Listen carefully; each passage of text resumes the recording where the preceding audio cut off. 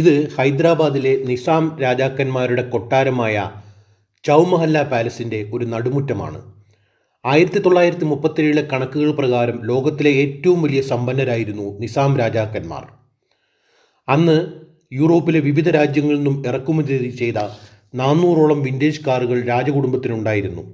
ഇന്നും വിപണിയിൽ തിളങ്ങി നിൽക്കുന്നവയും വിപണിയിൽ നിന്നും പിൻവാങ്ങിയവയുമടക്കം Duesenberg, Napier, Rolls Royce, White Steams, Hispano Suizas തുടങ്ങിയ അനേകം കമ്പനികളുടെ കാറുകൾ കൊട്ടാരത്തിന് അലങ്കാരങ്ങൾ കൂടിയായിരുന്ന ഒരു കാലം ഉണ്ടായിരുന്നു. 1967 8ാം നിസാമായി മുഖരം ജാ കിരീടധാരണം ചെയ്യുന്നത്. കൊട്ടാരവുമായി ബന്ധപ്പെട്ട് നഗരത്തിലുള്ളൊരു ഗ്യാരേജിൽ കുറച്ച് കാറുകൾ ആരും ശ്രദ്ധിക്കാനില്ലാതെ കിടക്കുന്ന വിവരം അദ്ദേഹത്തിന് ലഭിച്ചു. ഉടൻ തന്നെ ആ കാറുകൾ തൻ്റെ താമസ സ്ഥലത്തേക്ക് മാറ്റാൻ അദ്ദേഹം നിർദ്ദേശം നൽകി. പക്ഷേ രേഖകൾ പ്രകാരം ആകെയുണ്ടായിരുന്ന 400 കാറുകളിൽ 50 ഒഴികെ ബാക്കി ഒന്നും കാണാനില്ലായിരുന്നു. വീണ്ടെടുത്തവയിൽ ചിലവ് മിനുക്കുമണികൾക്ക് ശേഷം പൊതുജനങ്ങൾക്ക് പ്രദർശനത്തിനായി ഒരുക്കിയിട്ടുണ്ട്. ആ കാഴ്ചകളിലൂടെയുള്ള ഒരു ഓട്ടപ്രദർശനമാണ് നമ്മൾ നടത്തുന്നത്. വോൾസ്ലി മോട്ടോഴ്സാണ് ഈ കാറിൻ്റെ നിർമ്മാതാക്കൾ. 1921 കമ്പനി കാർ നിർമ്മാണം ആരംഭിക്കുന്നത്. അക്കാലത്തെ ഏറ്റവും പ്രധാനപ്പെട്ട ആഡംബര കാറാണിത്. 1921 12,000 കാറുകൾ നിർമ്മിച്ചുകൊണ്ട് ലോകത്തിലെ ഏറ്റവും വലിയ കാർ നിർമ്മാതാക്കളായി വോൾസ്ലി മാറി. പുറകിലിരുന്ന് രാജാവ് യാത്ര ചെയ്യുമ്പോൾ സഹയാത്രികരിൽ നിന്ന് വ്യത്യസ്തമായി ഉയർന്ന ഇരിപ്പിടം അദ്ദേഹത്തിന് നൽകുന്നതിനുള്ള സംവിധാനം കാറിനുണ്ടായിരുന്നു. രാജകുടുംബാംഗങ്ങളുടെ ആവശ്യാർത്ഥം കൊട്ടാരത്തിലുണ്ടായിരുന്ന കാറുകളെല്ലാം തന്നെ അന്ന് ലോകത്തിലെ ഏറ്റവും മികച്ച വാഹനങ്ങളായിരുന്നു. ഇത് 1947 നിർമ്മിക്കപ്പെട്ട ബ്യൂക്ക് സൂപ്പർ കൺവെർട്ടബിൾ കപ്പിൾ ഇനമാണ്. എഞ്ചിൻ്റെ പ്രവർത്തനത്തെക്കാളും യാത്രികർക്ക് സൗകര്യമൊരുക്കുന്നതിനാണ് നിർമ്മാതാക്കൾ ശ്രദ്ധിച്ചതെന്ന് ഈ കാറിനെപ്പറ്റി പറയാറുണ്ട്. 7ാം നിസാമായ മിർ ഉസ്മാൻ അലിഖാൻ്റെ കാലത്താണ് രാജാവെന്ന നിലയിലുള്ള ഭരണാധികാരം നഷ്ടമാകുന്നത്. അദ്ദേഹത്തിന് ശേഷം സ്ഥാനമേറ്റ പൗത്രൻ മുഖറം ജാ ഒരു വാഹനപ്രേമി കൂടിയായതിനാലാണ് 400-ൽ 50 വാഹനങ്ങളെങ്കിലും ബാക്കിയായത്. അല്ലാത്തപക്ഷം അതും നഷ്ടമാകുമായിരുന്നു. ഈ car 1952 Packard 200 deluxe touring സെഡാനാണ്.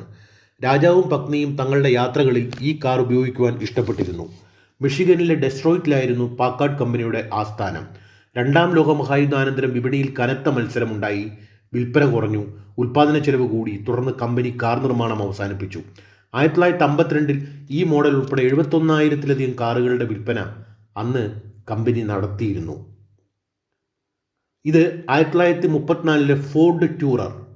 7ാം നിസാമായിരുന്ന Mir Usman Ali Khan ഈ കാർ വെള്ളിയാഴ്ചകൾ പള്ളിയിൽ പോകുന്നതിന് മാത്രമാണ് ഉപയോഗിച്ചിരുന്നത്. അക്കാലത്ത് മിക്കവാറും എല്ലാ കമ്പനികളും ഫ്ലോറിൻ്റെ നിർമ്മാണത്തിലടക്കം വിവിധ ഘട്ടങ്ങളിൽ മരം ഉപയോഗിച്ചിരുന്നു.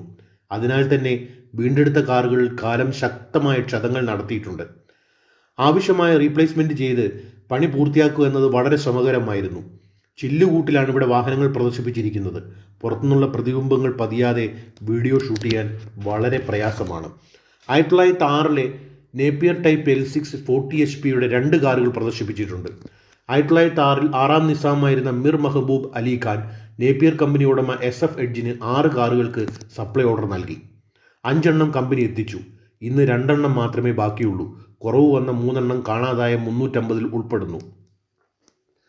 നിസാം രാജാക്കന്മാരുടെ സമ്പന്നമായ സംസ്കാരത്തെയും മികച്ച പൈതൃകത്തെയും കുറിച്ച് പല പഠനങ്ങളും നടന്നിട്ടുണ്ടെങ്കിലും അവരുടെ കൈവശമുണ്ടായിരുന്ന നിരവധി വാഹനങ്ങളെപ്പറ്റി വളരെ പരിമിതമായ അറിവ് മാത്രമേ പുതിയ തലമുറക്കുള്ളൂ.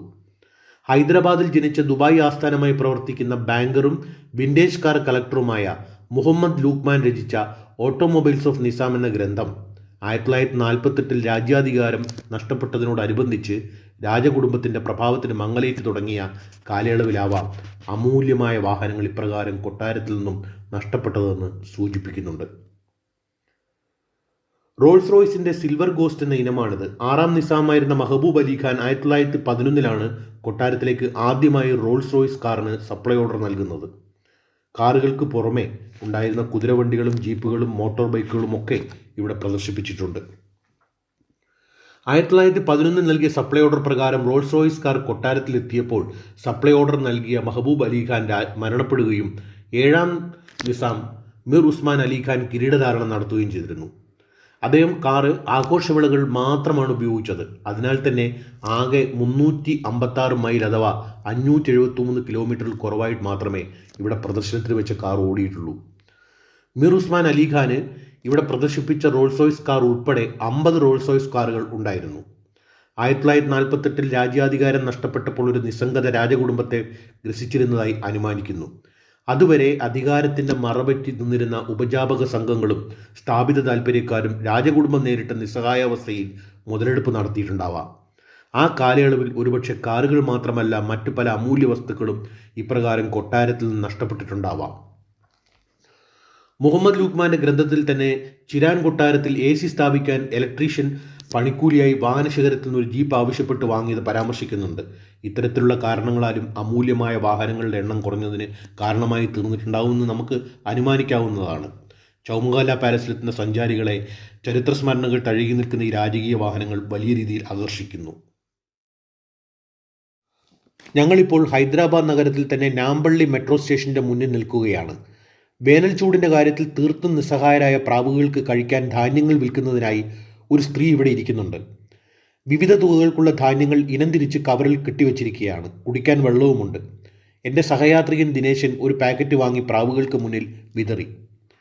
പക്ഷെ പിന്നീട് ഗൂഗിളിൽ അവൈലബിൾ ആയ ദ ന്യൂ ഇന്ത്യൻ എക്സ്പ്രസിൻ്റെ ഒരു ലേഖനത്തിൽ ഹൈദരാബാദ് നഗരത്തിൽ ക്രമാതീതമായി പെറ്റുപെരുകിയ പ്രാവുകൾ സൃഷ്ടിക്കുന്ന ബുദ്ധിമുട്ടുകളെപ്പറ്റി വായിക്കുവാനിടയായി. ശല്യം സഹിക്കാൻ കഴിയാതെ 500ഓളം പ്രാവുകളെ മുനിസിപ്പൽ കോർപ്പറേഷൻ അധികൃതർ പിടികൂടുകയും ശ്രീശൈലത്തിന് സമീപമുള്ള വനത്തിലേക്ക് മാറ്റുകയും ചെയ്തത്രേ. പല റെസിഡൻഷ്യൽ അസോസിയേഷനുകളും പ്രാവുകളുടെ ശല്യത്തെപ്പറ്റി പരാതി ഉന്നയിച്ചതായും കണ്ടു. ശരീരം മുഴുവനും വരണ്ടു പോകുന്ന തരം ഒരു ഉഷ്ണക്കാറ്റാണ് ഇവിടെ ഇടയ്ക്കിടെ അടിക്കുന്നത്. ഈ അവസരത്തിൽ നഗരത്തിലെ പ്രാവുകളുടെ കാര്യത്തിൽ അധികൃതർ അന്തിമമായൊരു തീരുമാനമെടുക്കുന്നവരേക്കും അവയ്ക്ക് വെള്ളവും തീറ്റയും കിട്ടട്ടെ. പ്രാവുകളുടെ കൊഞ്ചലും കുറുകലും വേനൽക്കാലത്ത് ഇവിടെ എത്തിയ സഞ്ചാരികളുടെ മനസ്സിൽ കുളിര് പടർത്തുന്നുണ്ട് എന്നതൊരു സത്യമാണ്. ഹൈദരാബാദ് നഗരത്തിലൂടെ ഒരു ഓട്ടോറിക്ഷയിൽ യാത്ര ചെയ്യുകയാണ് ഞങ്ങൾ. ഇവിടുത്തെ ഓട്ടോറിക്ഷ യാത്രയുമായി ബന്ധപ്പെട്ട് ഒരു എക്സ്പീരിയൻസ് ഷെയർ ചെയ്യാൻ വേണ്ടിയാണ് ഈ വീഡിയോ ഇക്കൂട്ടത്തിൽ ഉൾപ്പെടുത്തിയത്. അതിനു മുമ്പായി നിസാം രാജാവുമായി ബന്ധപ്പെട്ട ഒരു റോഡ് സേഫ്റ്റി വിഷയം പറഞ്ഞുകൊള്ളട്ടെ. വർഷങ്ങൾക്ക് മുമ്പ് ഒരു ജന്മദിനാഘോഷത്തിൽ പങ്കെടുക്കുന്നതിനായി തൻ്റെ കൊട്ടാരത്തിൽ നിന്നും ബ്രിട്ടീഷ് റെസിഡൻസിയിലേക്ക് സഞ്ചരിക്കുകയായിരുന്നു നിസാം. ഈ അവസരത്തിൽ ഒരു സാമന്തകനായ സൂര്യജംഗ് തൻ്റെ വാഹനം അലസമായും അമിത വേഗതയിലും ഓടിച്ച് രാജാവ് യാത്ര ചെയ്യുന്ന കാറിനെ മറികടന്നു. ഏതാനും ഇഞ്ചുകളുടെ വ്യത്യാസത്തിലാണ് കൂട്ടിയിടിയും വലിയ അപകടവും ഒഴിവായത്. ആ അവസരത്തിൽ നിസാം ഒന്നും തന്നെ പ്രതികരിച്ചില്ല. 2 ദിവസത്തിന് ശേഷം കെയർലെസ് ഡ്രൈവിങ്ങിന് രാജകീയ കാര്യാലയത്തിൽ ശിക്ഷയുടെ ഉത്തരവ് വന്നു. പിഴ അക്കാലത്തെ ഭീമമായ തുക 1000 രൂപ. കുറ്റക്കാരനായ സൂര്യജംഗ് പരിഭ്രമിച്ചത് 2ാമത്തെ ശിക്ഷയെക്കുറിച്ച് മനസ്സിലാക്കിയപ്പോഴാണ്. സൂര്യജംഗിൻ്റെ കൈവശം അന്ന് അനവധി വാഹനങ്ങൾ ഉണ്ടായിരുന്നു. അവ ഒന്നുപോലും ഒഴിയാതെ കൊട്ടാരത്തിലേക്ക് കണ്ടുകിട്ടുകയും ചെയ്തു. ഇക്കാര്യം ഇപ്പോൾ ഇവിടെ ഓർമ്മിക്കുവാൻ ഒരു കാരണമുണ്ട്. ഹൈദരാബാദ് നഗരത്തിൽ മുമ്പ് ഓട്ടോറിക്ഷകൾ സഞ്ചരിച്ച് പരിചയമുള്ളവരല്ല ഞങ്ങൾ. അതുകൊണ്ട് തന്നെ ഇവിടുത്തെ ഓവർ സ്പീഡ് ഡ്രൈവിങ്ങിൽ വല്ലാത്ത ടെൻഷൻ അനുഭവപ്പെടുന്നു. ഒന്നും നോക്കാതെ അതിവേഗതയിൽ വളവ് കിടന്ന് പ്രധാന പാതയിലെത്തുന്നു. അതിവേഗതയിൽ തന്നെ ഓവർടേക്ക് ചെയ്യുന്നു. ഒടുന്നനവെ ബ്രേക്ക് ചെയ്യുന്നു, തിരിക്കുന്നു, വളക്കുന്നു. ഇവിടെ കാഴ്ചകൾ കാണാനായി ഞങ്ങൾ 3 ദിവസങ്ങളിലാണ് താമസിച്ചത്. ഈ ദിവസങ്ങളിൽ ഞങ്ങൾ വിവിധ ടൂറിസ്റ്റ് ഡെസ്റ്റിനേഷനുകൾക്ക് യാത്ര ചെയ്ത ഓട്ടോറിക്ഷകൾ ചെറുപ്പക്കാർ മുതൽ മധ്യവയസ്സ് കഴിഞ്ഞവർ വരെ ഡ്രൈവർമാരായി ഉണ്ടായിരുന്നു. ഈ ഓവർ സ്പീഡ് ഹൈദരാബാദ് നഗരത്തിലെ ഓട്ടോറിക്ഷകൾ ഞങ്ങൾ അനുഭവിച്ച ഒരു കോമൺ ഫാക്ടറാണ്. നഗരവീതിയിലൂടെ ഞങ്ങളെയും കൊണ്ട് അതിവേഗതയിൽ മുച്ചക്ര വാഹനങ്ങൾ കുതിച്ചു പായുമ്പോൾ ഞങ്ങളൊരു സസ്പെൻസ് ക്രൈം ത്രില്ലർ മൂവിയിലെ വില്ലന്മാരാണെന്നും ഞങ്ങളെ പോലീസ് ചേസ് ചെയ്യുന്നുണ്ടെന്നും തോന്നിപ്പോയി. ഹൈദരാബാദിൽ വെച്ച് എന്തെങ്കിലും സംഭവിക്കാനാണോ വിധിയെന്ന് പോലും സംശയിച്ചു. എന്നാൽ അമിത വേഗതക്കപ്പുറം അപകടങ്ങളൊന്നും കൂടാതെ ഉദ്ദിഷ്ട സ്ഥലങ്ങളിൽ തന്നെ എത്തിച്ചു തന്ന എല്ലാ ഓട്ടോ ചേട്ടന്മാർക്കും അനിയന്മാർക്കും നന്ദി. പക്ഷേ അപരിചിതമായ നഗരത്തിലൂടെ അമിത വേഗതയിൽ ആശങ്ക ജനിപ്പിക്കും വിധം സഞ്ചരിക്കുന്ന ഒരു വാഹനത്തിൽ യാത്ര ചെയ്യുന്ന സന്ദർശകന് പരിസരത്തെ കാഴ്ചകൾ വേണ്ടുവിധം കണ്ട് ആസ്വദിക്കാൻ പ്രയാസമാണ്.